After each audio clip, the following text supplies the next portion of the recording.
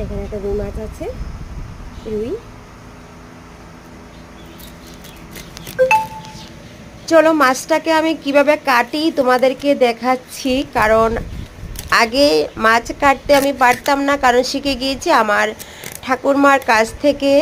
তো ঠাকুরমা আমাকে ছোট মাছ বড় মাছ সবগুলি কাটা কিভাবে কাটে ওগুলি আমাকে শিখিয়ে দিয়েছে। তো চলো ফার্স্ট আমি কানলাগুলি ফেলে দিয়েছি, তারপরে ছাই মেখে নিয়েছি, কারণ গ্রামের বাড়িতে ছাই পাওয়া যায়।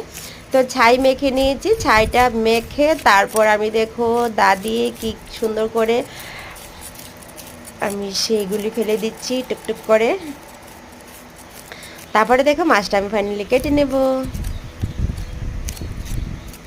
তো তোমাদের কাছে কেমন লাগছে আমাকে কমেন্ট করো, লাইক করো একদম, আর সাবস্ক্রাইব করতে ভুলো না।